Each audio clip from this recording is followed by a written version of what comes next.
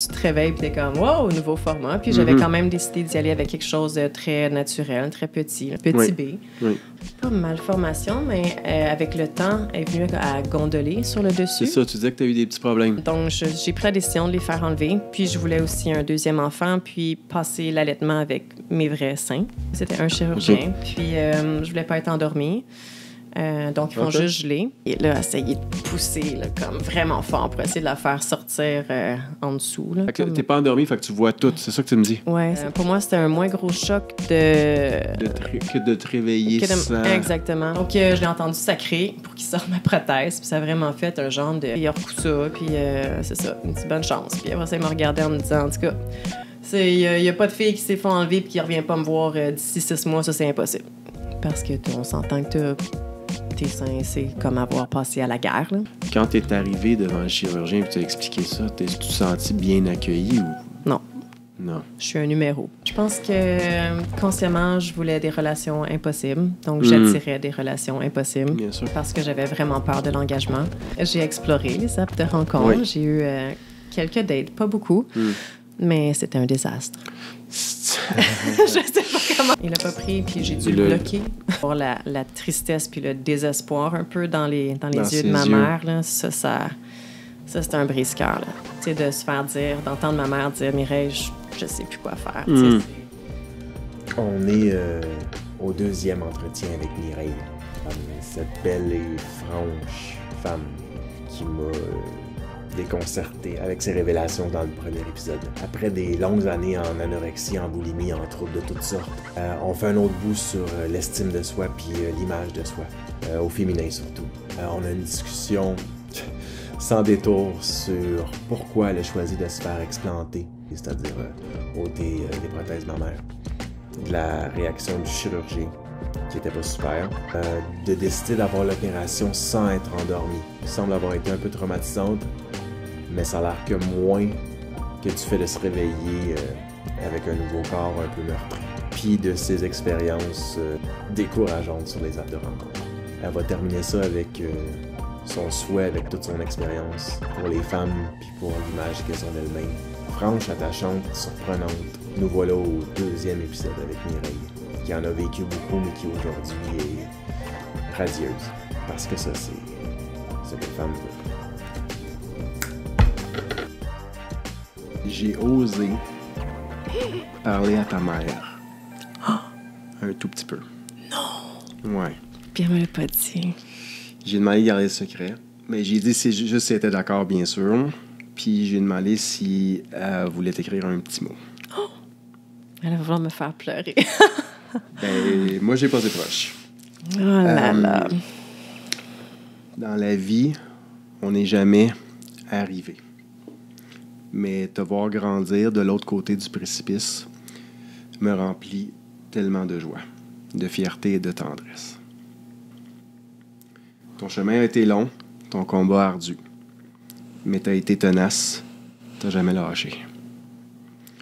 Aujourd'hui, je te vois naviguer dans la vie avec confiance et intégrité. Tu choisis chaque jour le chemin de la conscience. Le chemin le moins fréquenté et le plus exigeant. Comment ne pas être fière et tellement reconnaissante. Je t'aime, ta maman Mammouth. Toutes mes amies connaissent ma maman parce que je l'appelle Mammouth. Puis si tu pleures, je pleure. Ça va être beau. Moi, j'étais proche, là. J'étais proche. Je suis le genre de gars qui a l'air tough, mais qui l'est pas tant. Oui, ma mère et moi, on est très, très proches. On a une très belle relation. Puis, sérieusement, si elle n'avait pas été là, je serais plus là aujourd'hui. Ben, quand je l'ai contactée, elle a été très... son premier réflexe, qui est tout à fait normal, elle a été très protectrice. Elle a dit, ben, je suis pas contre l'idée, mais je veux savoir c'est quoi, parce que... elle a dit quelque chose comme... Mireille, pour moi, c'est ma précieuse, ou quelque chose comme ça. C'était pas ça, mais ça ressemblait à ça. Ça te fait quoi d'entendre ça? Ben, ça me surprend pas, parce que ma mère, c'est un pilier, vraiment. Puis, j'ai l'impression qu'elle modèle. Elle est très inspirante, puis elle a des bonnes valeurs. Puis même quand ça allait vraiment pas bien, elle a toujours été juste. Puis était capable de me dire les vraies choses, même celles que je voulais pas entendre. Puis... c'est précieux, ça. Oui, savoir m'encourager dans mes rêves aussi. Puis prendre les bonnes décisions, m'aider à voir clair. Ouais. Il est toujours rempli d'amour. Ouais, c'est surtout ça.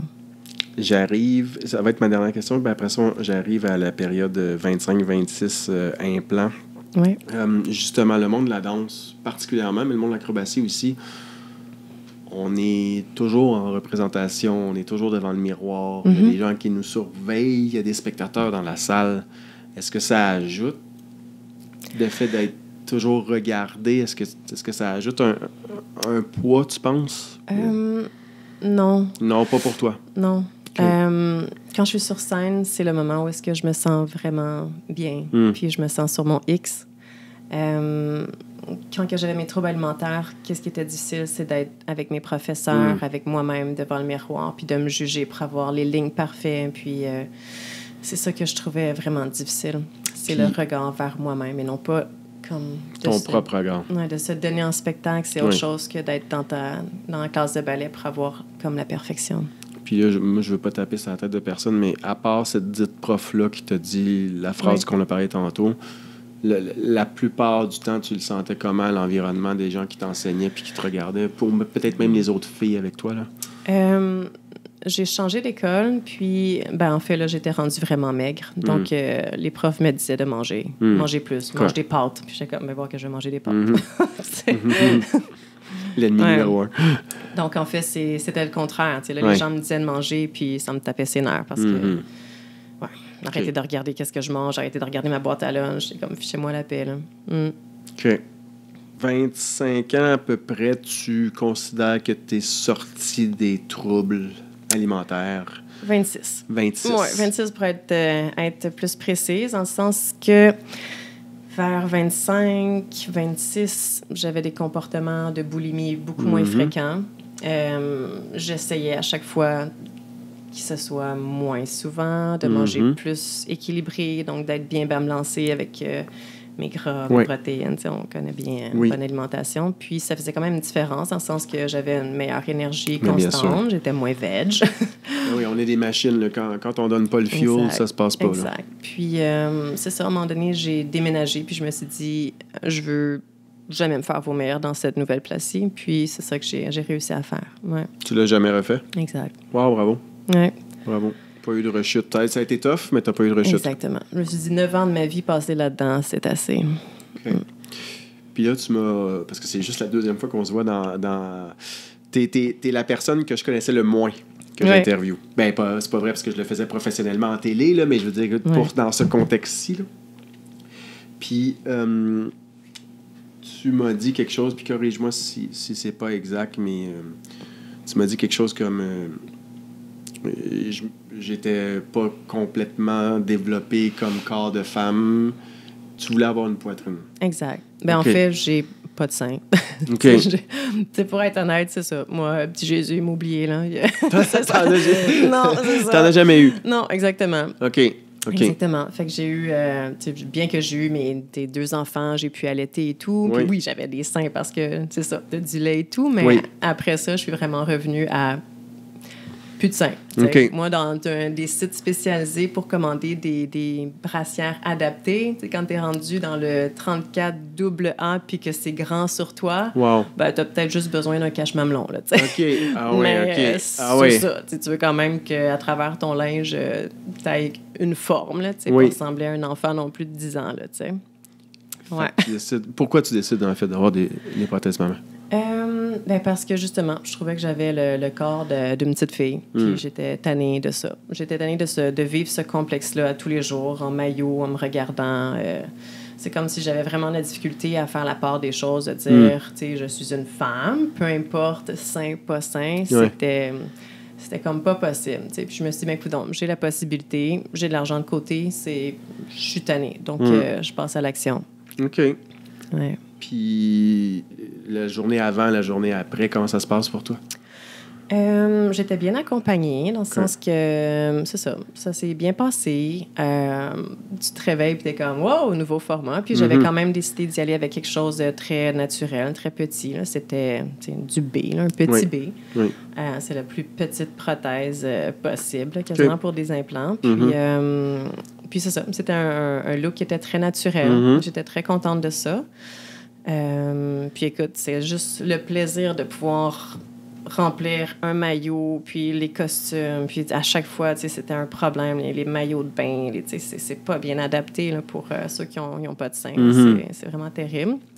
Puis là, tu parles pas des maillots de bain ou des maillots professionnels, là, tu parles des maillots dans la vie de tous les maillots, jours. Là, ouais, c'est vraiment difficile. Là. C'est une spécificité qui est... ouais.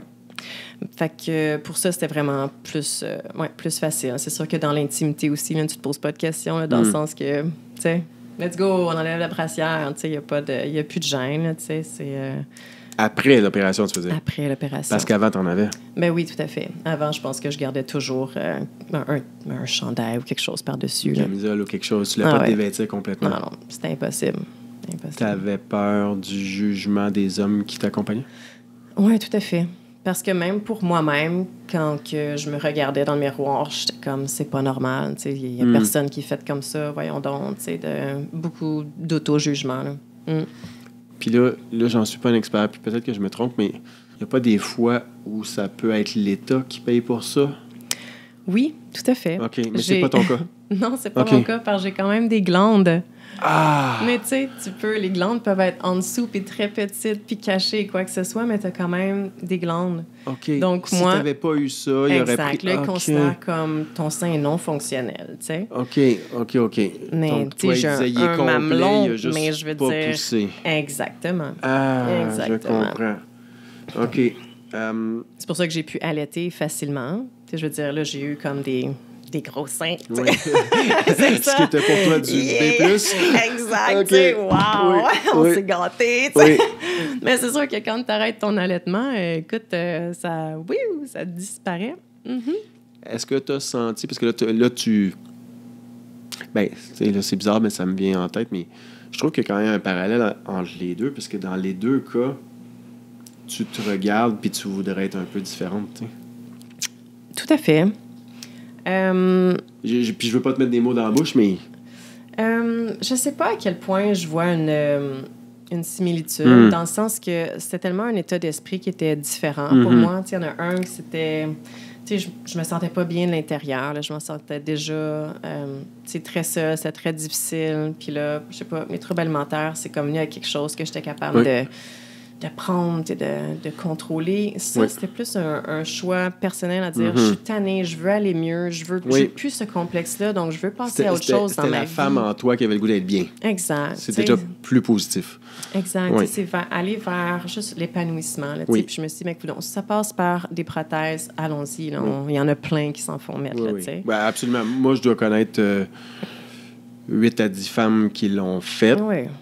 La plupart en sont très heureuses. Certaines ont choisi une que je suis sûr que je choisi d'explanter, puis une ou deux qui se posent des questions. Mais c'est sûr que si tu te mets à lire sur Internet, il y en a qui ont des problèmes. Oui, tout à fait. Après ça, si tu regardes le bassin de ceux qui ont des problèmes, là, ça fait peur. Mais je connais des femmes qui sont super heureuses après 10-15 ans à les avoir, puis pour l'instant, aucun problème, puis elles ne reviendraient pas en arrière, à moins que ça se complique. Exact. Ma prothèse, elle avait une forme plus anatomique, là, dans le sens comme une goutte de pluie. OK. Puis c'est une prothèse qui est un peu plus rigide, parce que c'est pas quelque chose que tu peux mettre en dessous de ton sein existant, vu que je n'avais pas de sein. OK. Fait qu'il n'est pas sous le muscle dans ton cas. Non, exactement. Okay. Il est comme à la surface. Puis, cette prothèse-là n'existe plus, dans le sens qu'il y avait comme pas une malformation, mais avec le temps, elle est venue à gondoler sur le dessus. C'est ça, tu disais que tu as eu des petits problèmes. Donc, d'un côté, ça faisait comme des bulles d'air, je pouvais sentir. Puis, j'avais l'impression que les autres le voyaient, mais en fait, personne n'a jamais vu ça, c'est juste moi. Oui. Puis, je me suis dit, ben écoute, dans ma tête, après 10 ans... Parce que c'était au toucher, finalement. Oui, puis même visuel. Tu le voyais, OK. Une fois que tu avais remarqué, tu le voyais. Exact. OK. Puis je me suis dit, mais coudonc, après 10 ans, il faut les faire vérifier, puis les changer. Même souvent, ils conseillent de les changer, non? Oui, je pense que ça va comme plus 15 ans, mais je ne suis vraiment pas une experte non plus là-dedans. Donc, j'ai pris la décision de les faire enlever. Puis, je voulais aussi un deuxième enfant, puis passer l'allaitement avec mes vrais seins. Donc, OK. Fait que tu les as eus pendant 10 ans. Ton premier enfant, tu l'as allaité avec la prothèse. Exact. Ça a super bien été. Ça a super bien été. Là, j'avais des gros seins. Ah oui? C'est important de le dire. Oui, OK. Puis là, tu penses avoir un deuxième enfant ou il s'en vient puis tu te dis, je vais le faire naturellement? Non, je pense avoir un deuxième enfant. Ouais. Mais tu te dis, je veux l'allaiter naturellement. Exactement. Je veux voir c'est quoi le feeling sans prothèse, sentir vraiment comme mon corps. OK. Ouais. OK. Puis c'est vraiment un choc, là, dans le sens que... Qu'est-ce qui est un choc? Je suis allée pour l'opération, pour les faire enlever. Puis... Voir le chirurgien. Ouais. Ou la chirurgienne. Oui, c'était un chirurgien. Okay. Puis je voulais pas être endormie. Donc, ils font juste geler. Puis, écoute, on passe la procédure. Puis, il est là à essayer de pousser là, comme vraiment fort pour essayer de la faire sortir en dessous. Là, comme, OK, puis, là, fait que t'es pas endormi, fait que tu vois tout. C'est ça que tu me dis? Oui, c'était non recommandé, mais c'est ma décision. Ouais. Pourquoi? Je voulais pas être endormie. Mais pour quelle raison? Moi, il me semble que moi, j'aime pas ça, les anesthésies globales, complètes, et puis locales non plus. Mais là, dans ce cas-là, je sais pas. OK, pourquoi? Je sais pas. Je voulais être consciente. Je voulais pas... pour moi, c'était un moins gros choc que de te réveiller sans... Exactement. Puis c'est comme un moment de ta vie où est-ce que tu sais pas trop qu'est-ce qui s'est passé. Puis j'aimais pas ça. Surtout que c'est vraiment ton corps. Puis c'est comme privé d'un certain sens. Ben, bien sûr. Ouais. Donc, je l'ai entendu sacrer pour qu'il sorte ma prothèse. Puis ça a vraiment fait un genre de relâchement quand que la prothèse a sorti de là. OK. Fait que là, attends. OK. Ouais. Fait que là, t'as une petite prothèse qui est un B, puis elle veut pas sortir. Ben, c'est qu'ils font une petite incision en dessous, là, pour faire passer, mais il faut quand même que ta prothèse, elle passe par ce petit trou-là. Ouais, c'est facile, j'imagine, la rentrée qui est... En tout cas, je sais pas, je connais rien là-dedans. Je sais pas moi non plus, mais c'était difficile. C'était difficile. Puis c'est ça. Puis après ça, il m'a... C'est quasiment traumatisant. Ouais, mais après ça, il te met un tape, puis il te met, tu sais, il recoue ça, puis c'est ça, une petite bonne chance. Puis après ça, il m'a regardé en me disant, en tout cas, il n'y a pas de fille qui s'est fait enlever puis qui ne revient pas me voir d'ici 6 mois, ça, c'est impossible. Fait que, c'est ça. Fait que lui, il était convaincu que tu avais pris la mauvaise décision. Ouais, c'est clair. Il n'était pas d'accord que je me fasse poser du B. Il voulait me faire poser des plus gros seins que ça. T'es comme, tu vas le regretter, voyons donc. Je suis comme, mais monsieur, c'est parce que moi, je danse dans la vie, puis je veux pas... les seins, c'est pas pour les autres, là, c'est pour moi, c'est juste pour me sentir mieux dans mon corps, là, tu sais. Je suis faite toute petite, là. Je veux pas porter du C, tu sais, genre. Ouais, non, mais ça... Mais en tout cas, c'est une question personnelle, mais moi, je parlais juste, pour moi, là. Ouais. Donc, en tout cas, histoire courte, c'est ça qui est arrivé. Puis, ben c'est sûr que je me suis dit jamais que je vais retourner. Tu sais? Mais c'est un choc de se retourner, puis retourner à la maison, puis de regarder tes tapes en dessous de tes 10 seins. Parce que on s'entend que tes seins, c'est comme avoir passé à la guerre, là. Tu passes de pas de seins avec une prothèse qui étire la peau. J'enlève la prothèse, donc t'as extra peau, puis t'as un beau bandage. Ouais. Bonne chance. Quand tu dis extra peau, tu veux dire la peau retombe, mais il n'y a plus... Ah oui, OK. Donc, c'est pire que pas avoir de sein, tu comprends? Parce que ton corps, ta peau, elle a étiré pendant des années, puis là... Heureusement. Oui. Mais attends, je veux savoir comment tu te sens quand tu vois ça. Ben, c'est terrible. J'ai vraiment l'impression d'avoir été à la guerre. C'est de regarder ton corps me faire mutilé. Comme... Oui, vraiment. Ouais. C'est-tu gênant après devant le monde? C'est sûr que oui. C'est gênant avec moi-même, t'imagines? OK, ouais, c'est quelque chose auquel on pense moins. Ouais. Fait que c'est tout un autre... un réapprentissage, je dirais. Puis de vraiment faire une différence entre être une femme puis être une femme avec le corps qu'on a, tu sais. S'accepter. Exactement. C'est-tu un processus ou ça a été rapide? Non, c'est encore un processus. Ouais.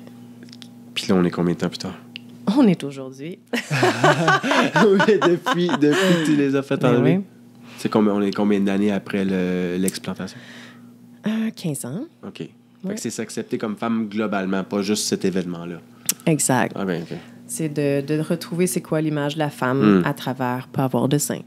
Puis dans l'intimité, je trouve que c'est difficile. C'est difficile dans la société. Encore aujourd'hui. C'est difficile. Tu sais, je veux dire, avec moi-même, devant le miroir, je me dis, mais OK, c'est comme ça que je suis faite, puis c'est ça qui est ça. Sauf que tu vois toutes les...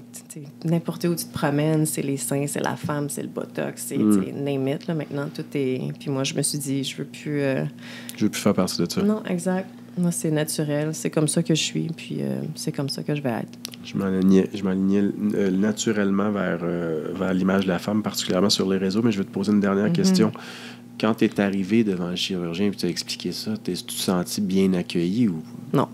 Non. Je suis un numéro. T'es un numéro. Ben oui. Puis il trouve que c'est une mauvaise idée que tu fasses ça. C'est clair. Puis il l'exprime comment? Ben, il est persuadé que je vais revenir prendre rendez-vous avec lui pour me faire poser d'autres seins. OK. On a du chemin à faire. Tu m'as dit, il me renvoie à la maison sans trop de suivi. Fait qu'il n'y a personne qui t'appelle pour savoir si tu vas bien, toi. Oui, je pense que j'ai suivi la procédure médicale, comme quoi, oui, tu retournes, je pense qu'il t'appelle, puis ça va. Okay. Mais je veux dire, après ça, c'est comme, c'est vague. Dans le sens, j'enlève les tapes, ça guérit bien, puis ouais. Je te conte une petite anecdote, puis encore une fois, je n'aimerais pas la personne, mais ça, c'est quelque chose qui m'a étonné. C'est quelqu'un autour de moi qui a pensé avoir une opération pour la poitrine. Elle a hésité. C'était différent de toi, en ce sens que c'est plus qu'avec les années, ça avait descendu, puis c'est quelqu'un qui avait une bonne poitrine.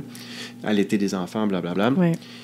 Puis là, elle m'a demandé de faire partie du processus pour choisir la bonne opération, juste le lifting ou la prothèse. Puis j'ai tout de suite répondu, je ne peux pas. Ouais. Je ne peux pas. On peut lire ensemble, mais je peux pas participer à. Parce que c'est trop intime comme décision. Mais là où j'en arrivais, c'est que un moment donné dans le processus, elle s'est demandé si elle allait pas le faire à l'international ailleurs, parce que c'était bien moins cher. Ouais. Puis là, ce qu'on a eu comme réflexe, c'est de se dire, ben, regardons pas juste ça, regardons tout.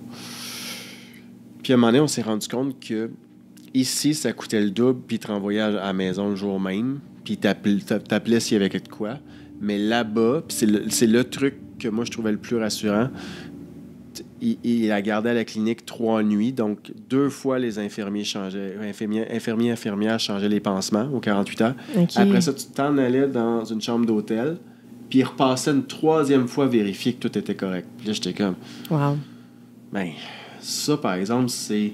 Il n'y a rien qui me rassure dans le fait d'aller faire une chirurgie à l'étranger, mais ça, je trouve que c'est pas pire, puis que au prix qu'ils chargent ici, il me semble que ça serait la moindre des choses qu'une fois au moins 3 jours après, quelqu'un vienne te voir. Mais bon, c'était son choix, puis finalement, c'est ça qu'elle a décidé de faire. C'est sûr que, tu sais, quand je regardais les prix, ça... Je veux dire, tu y penses quand même. Est-ce que tu as payé pour l'explantation aussi? Ben oui, tout à fait. Oui. C'est presque aussi cher que de se faire des seins. C'est comme 10 000 $, pour... Je pense que c'est comme 6 000. Pas juste pour les faire enlever, puis après ça, tu te retournes chez vous avec des plasters. Exact. Ouais, je suis pas un expert, mais ça me paraît un peu étrange. Ouais. C'est aussi un podcast sur les relations. Mm-hmm. Fait qu'on va... Puis si tu veux ajouter quelque chose bien à toi, mais j'ai quelques questions là-dessus. Et avant tout, je veux clore sur... pas clore, mais faire un petit bout sur l'image. Juste pour le fun, j'ai demandé à une intelligence artificielle, est-ce que les posts sur les réseaux, en moyenne, font plus de likes et de commentaires quand une femme a une plus grosse poitrine? Et la réponse était oui. C'est évident. Ça en dit beaucoup sur la société dans laquelle on vit. Mm-hmm. Mettons, toi, tu penses quoi de ça? C'est évident. Dans le sens, j'en ai des amis là, qui sont sur des réseaux de rencontres où juste regarder un petit peu c'est quoi les photos que les femmes posent pour rencontrer des hommes. Je veux dire, si on voit pas leur sein en premier ou leur botox dans les lèvres, ben je sais pas trop qu'est-ce qu'on voit d'autre. Là. Mm-hmm. Je trouve qu'il y en a vraiment beaucoup partout. Puis quand je regarde mes amis masculins qui regardent les filles, ben, c'est ça qu'ils aiment. Mm-hmm. Dans le sens que les commentaires que j'entends, c'est « Ah, oh, wow, tu sais, celle-là, check. Mm-hmm. » Fait que des fois, ça fait peur, dans le sens d'avoir foi en l'humanité, tu sais. Ouais. Ben, il faut que ça marche parce que moi, si je vais dans le research tool d'Instagram, là, un post sur 2 qu'on me propose, c'est ça, puis je clique pas dessus. Fait qu'il faut que ça marche quelque part. Ouais. C'est pour ça que je pense que pour... en tant que femme, puis en tant qu'homme, en tant que personne, individu, tu sais, de se rendre compte de c'est quoi notre valeur, puis qu'est-ce qu'on veut vraiment dans la vie. Moi, je me suis dit que tout ce qui était fake, c'était plus terminé moi. pour toi. Exactement. Bravo. Je pense que c'est un choix de vie. Puis après ça, je me dis, je vais attirer une personne qui va choisir ça aussi, là, tu sais, qui va me prendre pas parce que, justement, j'ai des gros seins, mais justement parce que je suis faite comme que... fait ces choix-là. Oui, comme que je suis. Puis je pense t'es rendu là. Exact. As-tu quelqu'un dans ta vie? Tu n'es pas obligé de répondre. Non. Là, aujourd'hui, justement, tu es rendu cette femme-là. Comment tu les envisages, tes relations avec les hommes? Je pense que pendant longtemps, c'était un peu du n'importe quoi. Ouais, mes relations. OK. Tu peux-tu Oui, tout à fait. Je pense que consciemment, je voulais des relations impossibles. Donc, j'attirais des relations impossibles. Bien sûr. Parce que j'avais vraiment peur de l'engagement. OK. Pour moi, c'était perdre ma liberté ou perdre qui j'étais, ou j'avais l'impression de devenir trop caméléon. Puis, ouais. Donc, je dirais que j'ai fait un gros travail sur moi-même ces derniers temps pour... dernières années, plutôt. Oui. Ouais, sur qu'est-ce que je veux, comment je me sens, qu'est-ce qui me fait du bien. Puis d'être capable de me projeter aussi avec quelqu'un, de partager mon intimité dans toute la grandeur de l'intimité. Oui. Puis là, je me permets une question un peu plus directe, puis si tu veux pas y répondre, c'est correct, mais justement, la femme qui a passé par l'école de danse, l'anorexie, la boulimie, les implants, les explants, elle veut quoi dans l'intimité aujourd'hui?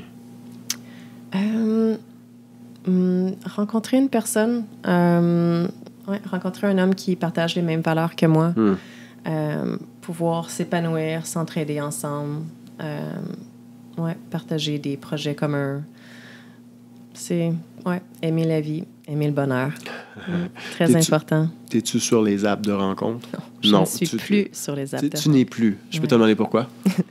J'ai exploré les apps de rencontre. J'ai eu quelques dates, pas beaucoup, mais c'était un désastre.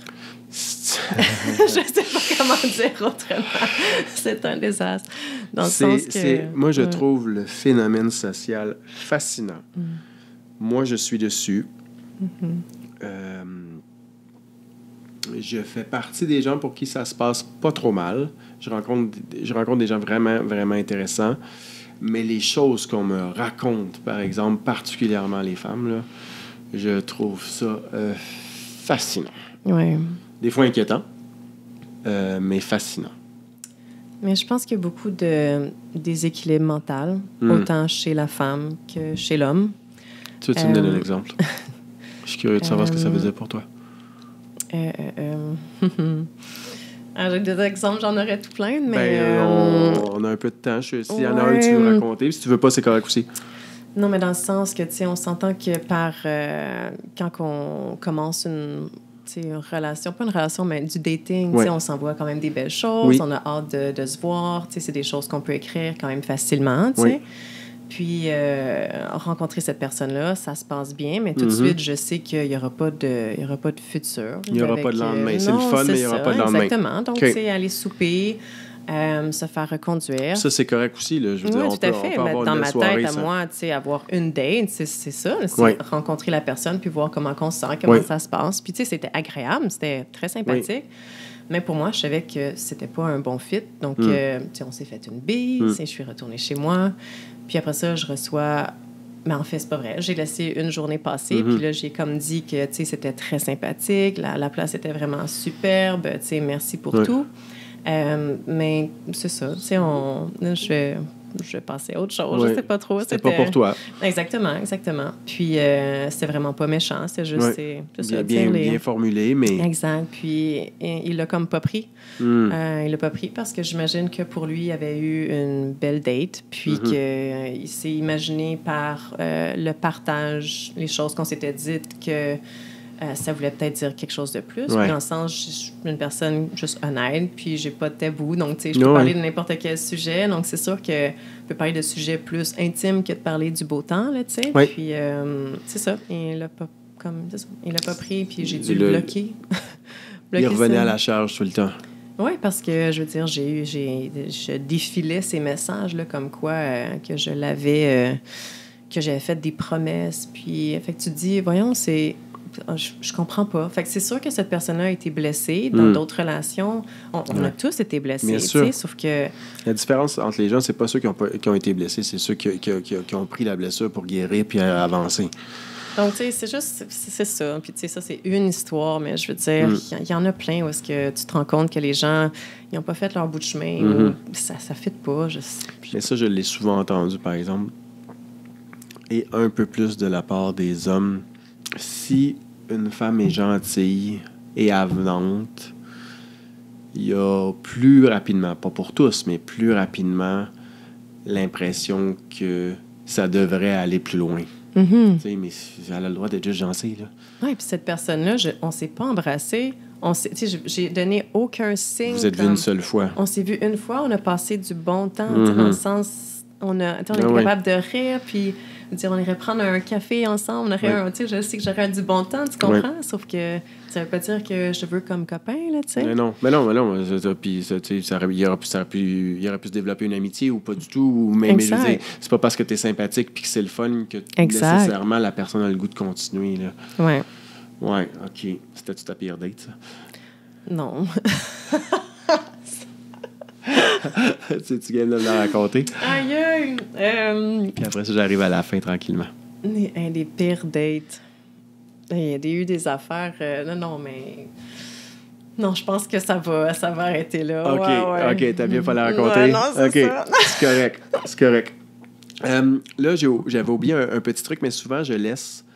la personne qui s'est livrée, je lui laisse l'opportunité de me poser une ou deux questions pour être un peu plus équitable, là, disons. Wow. Tu peux y penser un peu.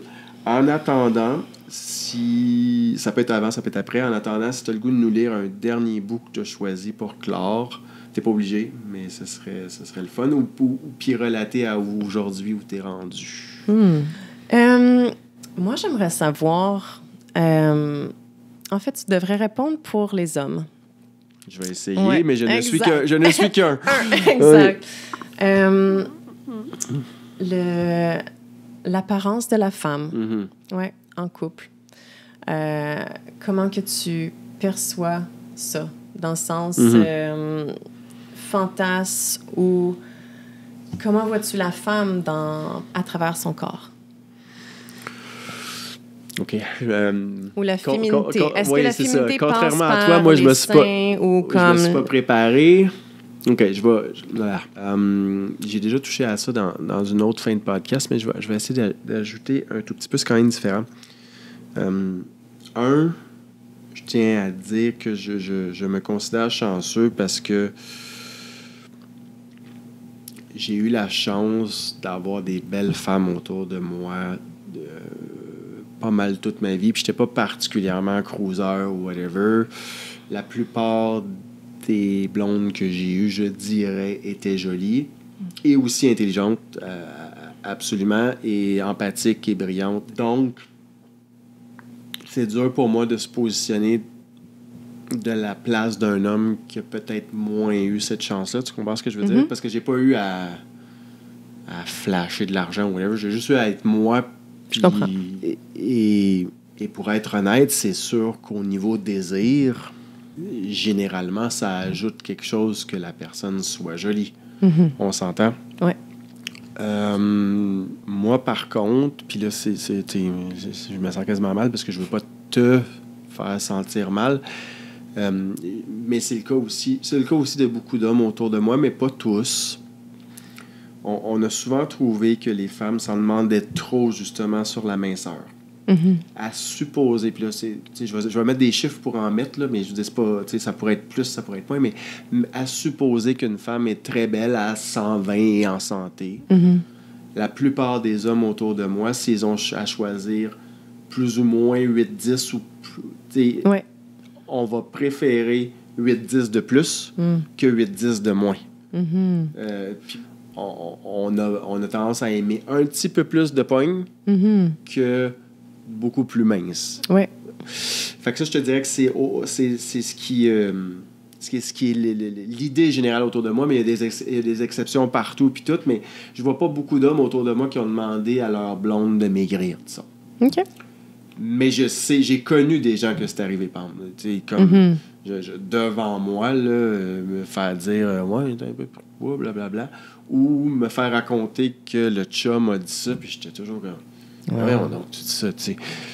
Ça se peut pas. Moi aussi, je pense que j'ai une grande pudeur par rapport à ces choses-là. J'ai vraiment peur de blesser.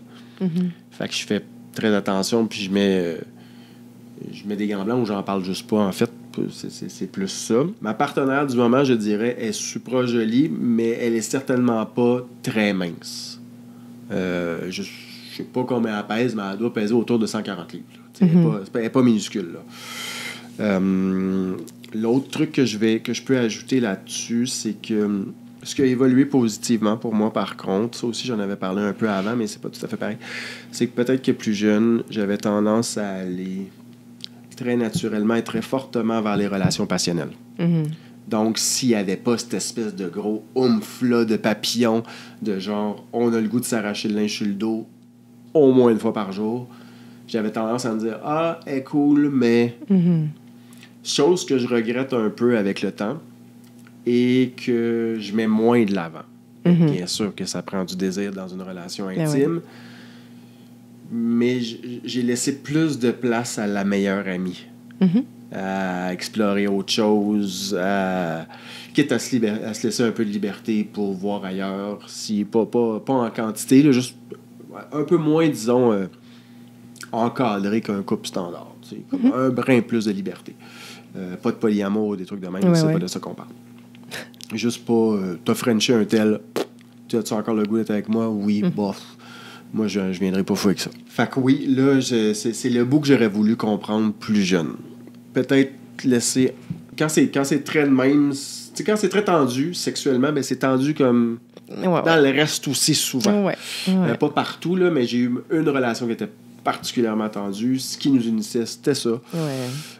Puis ça s'est terminé comme ça s'est terminé. C'est ma relation problématique. Il y en a pas eu d'autres, heureusement. Mais je suis quand même content d'avoir été capable de faire ce cheminement-là pour me laisser plus de place à la tendresse. Ça veut pas dire qu'il n'y a pas de désir, ça veut pas dire qu'il n'y a pas des moments un brin plus hard, là, mais être capable d'explorer autre chose. Ça répond-tu à ta question? Oui. OK. T'en as-tu une autre? Dernière chance. Non, c'est correct? Ça OK, parfait. Ouais. T'as-tu le goût de nous lire un dernier bout pour clore? Puis si t'as pas le goût, c'est correct. Oui, je peux regarder. En fait, le bout que je t'avais laissé, c'est pas mal ça que tu as... Oui, c'est ça que j'ai lu en deux parties. Oui, c'est ça. Donc, c'était ça que tu avais sur ta page. Oui, c'est ça. Ah, je comprends. Ça, oui, c'est la page que tu m'as envoyée. Fait que... tu sais, je veux dire, mon journal, c'est beaucoup tout ce que je mangeais, puis mon poids jour par jour. Ah oui, même chaque détail de ce que tu mangeais était dedans. 5 cuillères de yogourt, puis 3 carottes, la moitié d'une salade. Tu notais ça? Ben oui, tout est là. Ah oui, c'était vraiment du contrôle d'un bout à l'autre, là, chaque détail. Là. On connaît tout, combien de calories dans une pomme, combien... ça devient obsessif. Là. Okay. Tu le reconsultes-tu souvent? Jamais. Jamais? Non. Puis là, quand tu l'as reconsulté, ça a fait quoi? C'est étrange parce que je me souviens des pensées que j'ai à ce moment-là.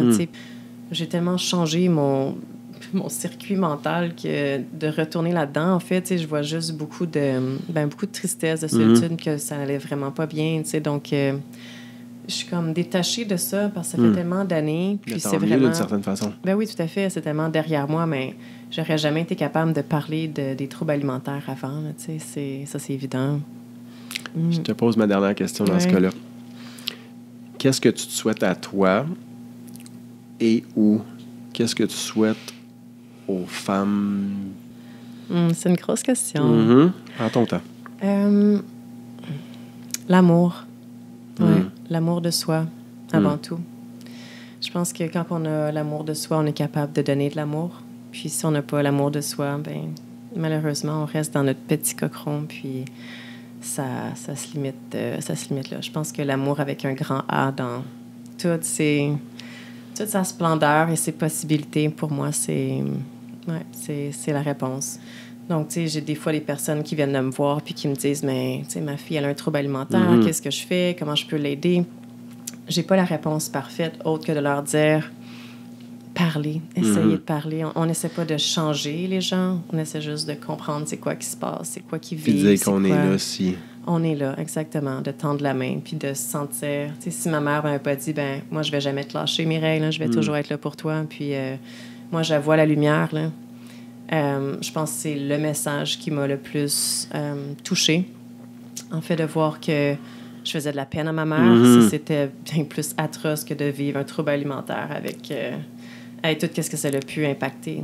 Mais de voir la tristesse puis le désespoir un peu dans les yeux de ma mère, là, ça c'est un brise-cœur. Là. De se faire dire, d'entendre ma mère dire « Mireille, je sais plus quoi faire. Tu es en train de disparaître, c'est super dangereux, tu peux mourir, je veux pas te perdre. » Ouais. Elle était triste. Hein? Ouais. Elle a eu peur. Ouais. Puis je pense que ça m'a fait réaliser que j'avais un problème. Que dans mon livre, je dis, j'ai peut-être un problème. C'est tout l'amour puis la peur de ta mère qui a été finalement ce qui t'a permis de passer l'autre bord. Yes. Merci pour ta franchise, Mireille. Ça fait vraiment plaisir. Ça n'a pas été trop pénible. J'ai survécu. Merci beaucoup. J'ai juste froid. Mais toi, au moins, t'étais la première qui savait en quoi qui s'embarquait pour de vrai. Toutes les autres, ils ont jamais vu ce que c'était avant de décider de le faire. Merci à toi. C'est vraiment super de pouvoir parler ouvertement de ces sujets-là que je trouve. Moi, ça m'intéresse pas. Ouais, on devrait en parler davantage pour mieux le comprendre. Ça, quand on sait que c'est le dernier week-end puis qu'on va se laisser dans 2-3 jours. C'est un autre monde. C'est un autre monde, puis c'est ultra romantique, là. C'est ultra... t'es dans une bulle, là, c'est sûr. C'était magnifique, cette fin-là. Puis, le jour de nos 5 ans, ben, c'était le 3e jour du voyage. Puis, on se serrait, puis on pleurait dans nos bras, puis ça. Puis on savait que... En fait, ce qu'on s'est dit... à un moment donné, j'étais comme, voyons, je suis une parmi tant d'autres pour toi. Puis c'est là où il me dit, ben non, c'est tellement toutes les autres qui sont parmi toi. C'est beau, ça. Puis j'ai vraiment compris ce qu'il voulait.